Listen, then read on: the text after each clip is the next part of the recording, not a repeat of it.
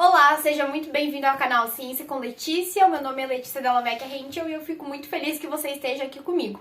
E hoje eu vou dar alguns conceitos introdutórios sobre fisiologia, bem básico mesmo, só pra gente entender o que é essa tal de fisiologia, o que ela estuda, com o que ela se preocupa e por que eu tô fazendo isso. Eu queria só fazer um breve parênteses, acho que até vou fazer um outro vídeo só pra explicar o porquê que eu tô fazendo isso. Mas, basicamente, eu tô estudando o livro inteiro de fisiologia. Então, eu tô lendo uma página por dia, 5 dias da semana, e daqui a alguns anos eu vou ter lido o livro inteiro. Então, eu estou começando pelo começo, que é o que é fisiologia, tá? Então, em outro vídeo eu explico por que eu tô fazendo isso. Mas, basicamente, a fisiologia, ela é uma ciência que estuda o funcionamento dos organismos. Então, principalmente, originalmente era o estudo dos seres humanos, mas hoje a gente também classifica outras áreas como fisiologia animal, fisiologia das plantas. Então, não é só algo voltado para estudo dos seres humanos. E fisiologia é uma palavra que tem origem no grego, de physis, que significa natureza, e de logos, que significa estudo. Então, basicamente, a fisiologia surge como uma ciência para estudar os fenômenos da natureza, e nesse caso, o funcionamento, as funções. Para que servem as inúmeras coisas que acontecem nos organismos. Então, a fisiologia é uma ciência preocupada em estudar como que as coisas funcionam, como que é o funcionamento de um organismo, tá? E o que é muito interessante é que isso não é uma ciência recente, né? Na verdade, desde Aristóteles, depois Hipócrates, já foram pensadores e pesquisadores, de certa forma, que se preocuparam em entender um pouco mais de como os organismos funcionam, tá? Então não é algo recente. E a fisiologia, né, com esse nome, com essa função, ela na verdade surgiu lá no século XVI na Europa e foi avançando e criando e formando fisiologistas, ou seja, indivíduos especializados em entender e pesquisar sobre o funcionamento de diversos organismos, tá? E o que é mais interessante atualmente na área da fisiologia são o que a gente chama de propriedades emergentes, que são propriedades características dos seres humanos, nesse caso, né? Como as emoções, como a inteligência. Então, atualmente, a neurociência, por exemplo, é uma área que está em destaque, justamente porque a complexidade dessas propriedades emergentes é muito grande, né? Entender como que a inteligência funciona, como que a cognição, o comportamento funcionam. Então, são áreas da fisiologia que estão muito em alta justamente por causa disso e por uma preocupação até aumentada em estudar, por exemplo, saúde mental e doenças mentais também, tá? Tem uma cola aqui, né? Por isso que eu tô com o caderno na mão. E um ponto importante de falar sobre a fisiologia é que a fisiologia não é uma ciência isolada, é uma ciência integrativa. Então, ela busca entender o funcionamento de órgãos e sistemas, mas não de maneira isolada, né? Na verdade, quando a gente isola para estudar alguma coisa, é só para tentar deixar um pouco mais claro, mais objetivo para as pessoas, né? Mas, na verdade, a fisiologia, ela é uma ciência integrativa, ou seja, ela busca integrar os sistemas, integrar os órgãos para entender como que o todo funciona. Então, quando a gente estuda, por exemplo, o sistema digestório, a gente entende que outros sistemas também vão interferir e se relacionar com o sistema digestório.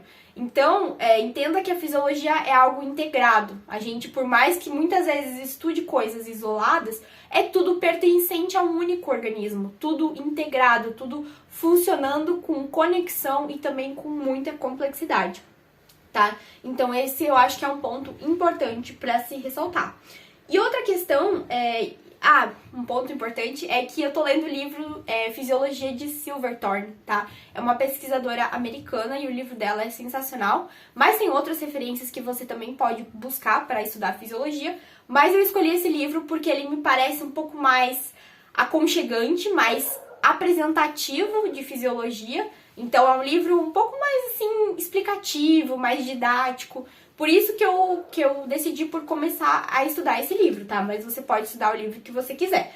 E um conceito que eu achei legal que ela traz sobre a fisiologia são 2 tipos de abordagem científica que a gente pode ter. A gente pode ter uma abordagem chamada de teleológica, ou uma abordagem mecanicista, tá?